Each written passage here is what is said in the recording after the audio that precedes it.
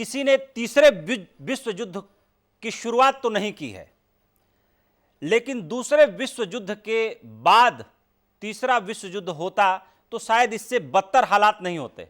हालात कुछ ऐसे ही होते और हालात ऐसे ही बन चुके हैं, और जिसके केंद्र में चाइना है। और चाइना की जो छवि है वो एक धोखेबाज राष्ट्र की तरफ बन के निकली है।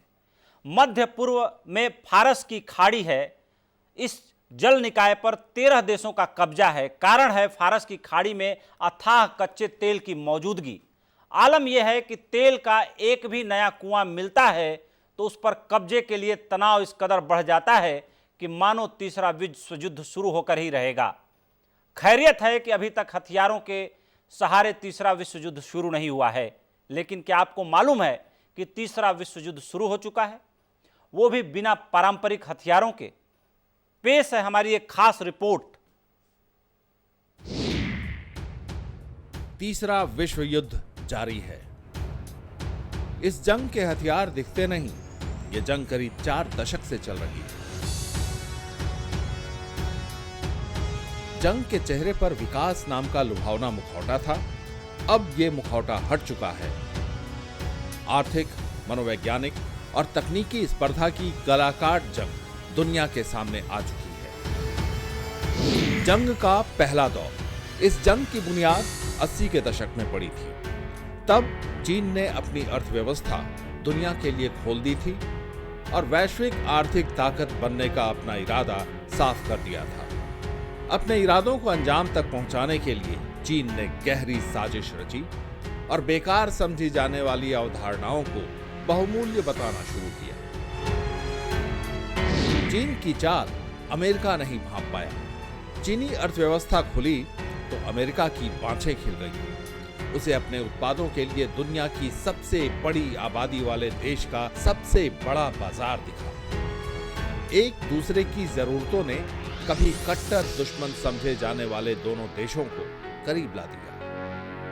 तमाम पश्चिमी देशों की आंखों पर भी सबसे बड़े बाजार का चश्मा था, लेकिन चीन के इरादे कुछ और ही थे जिसे कोई समझ न पाया। चीन की रणनीति पार्ट 1। चीन की नजर पश्चिम की आधुनिक शिक्षा पद्धति और तकनीकी विकास पर थी। सहयोग के समझौते हुए और अमेरिकी शैक्षिक संस्थानों में चीन के छात्र भर गए।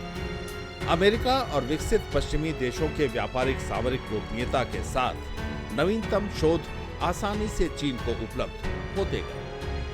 नई सदी आते आते उसके पास बिना कीमत चुकाए नवीनतम तकनीकी की सभी जानकारियां उपलब्ध थी। इनकी बदौलत चीन ने चुपचाप हर क्षेत्र में खुद को मजबूत करना शुरू कर दिया। चीन की रणनीति पार्ट 2। चीन ने दुनिया के कोने कोने में अपने व्यापारिक पांव पसारने शुरू किए। 2018 तक अफ्रीका में चीन का लगभग 30,000 करोड़ डॉलर का निवेश हो चुका था। Sri Lanka, Bangladesh, Cuba, Ukraine, Venezuela, Ecuador, Kyrgyzstan, Laos, Maldives, Mongolia, Montenegro, Pakistan और ताजिकिस्तान जैसे विकासशील देशों को चीन ने भारी वित्तीय मदद दी। चीन का इरादा इन देशों से कर्ज वापस लेना नहीं, बल्कि बदले में इनके बंदरगाहों, हवाई अड्डों, सरकारी संस्थाओं और दूसरे अहम संस्थानों पर कब्जा जमाना था। रणनीति ये थी कि ताकतवर देशों से दुश्मनी की हालत में चीन उसे चारों ओर से घेर सके।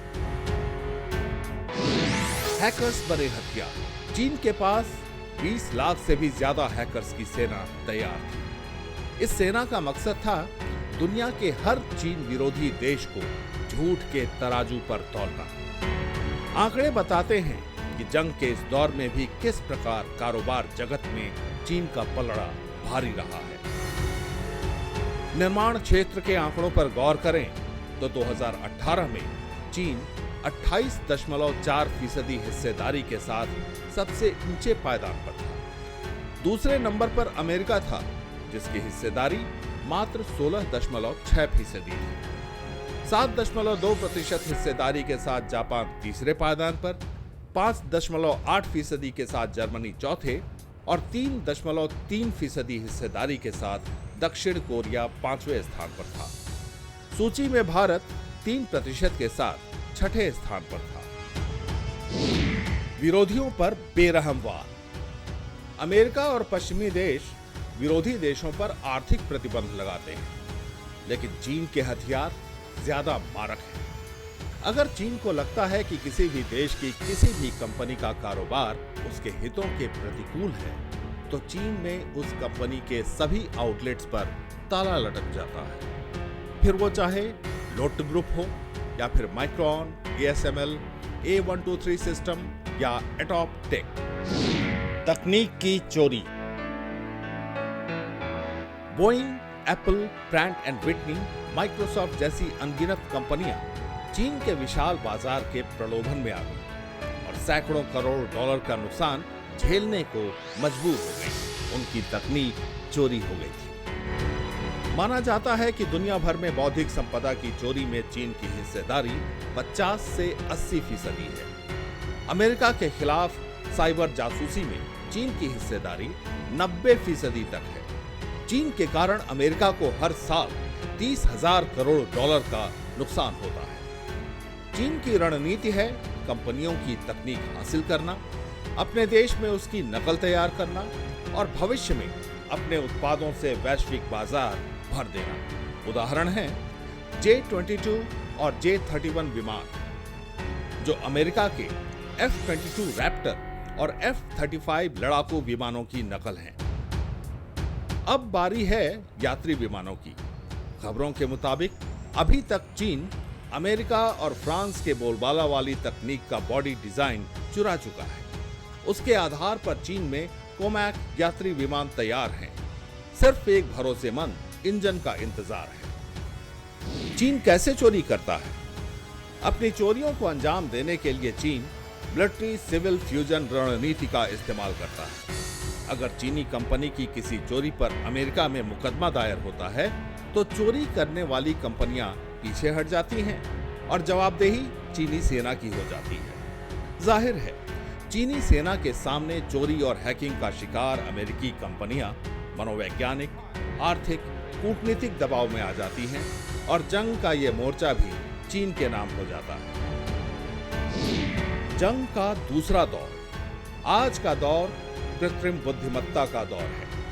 कृत्रिम बुद्धिमत्ता के इस्तेमाल में अमेरिका पहले पायदान पर है, तो चीन दूसरे पायदान पर। एक सर्वे के मुताबिक कृत्रिम बुद्धिमत्ता के क्षेत्र में 47% अमेरिकी कंपनियां चीन को खतरा मानती हैं। दूसरे पायदान पर रूस है, जिसे सिर्फ 14% कंपनियां खतरा मानती हैं। 12% जापान को, 7% ब्रिटेन को और 5% कंपनियां कनाडा को खतरा मानती हैं। दूसरी ओर चीन कृत्रिम बुद्धिमत्ता, जैव प्रौद्योगिकी, ड्रोन, रोबोटिक्स और नैनो रोबोट क्षेत्रों में तेजी से महारत हासिल कर रहा है। पश्चिमी देशों में कृत्रिम बुद्धिमत्ता, रोबोटिक्स और वित्तीय तकनीक का इस्तेमाल करने वाली लगभग सभी प्रमुख कंपनियों में चीन की हिस्सेदारी है। एक तो चीन की वित्तीय हिस्सेदारी, ऊपर से चीन की मक्कारी ने पश्चिमी देशों को भारी चिंता में डाल रखा है। जंग का तीसरा दौर।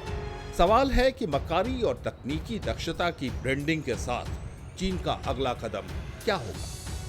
क्या चीन अमेरिका को पछाड़कर दुनिया की सबसे बड़ी अर्थव्यवस्था बन जाएगा? क्या मनोवैज्ञानिक दबाव और तकनीक की बदौलत चीन पूरी दुनिया को अपने इशारों पर नचाएगा? क्या चीनी तानाशाही का वायरस सियासी सरहदों से निकलकर दुनिया के कोने कोने में फैल जाएगा? फिलहाल इन सवालों पर पूरी दुनिया सिर्फ कयास ही लगा रही है, क्योंकि तीसरा विश्व युद्ध अभी जारी है। जंग का नतीजा आना अभी बाकी है। ब्यूरो रिपोर्ट, सहारा समय।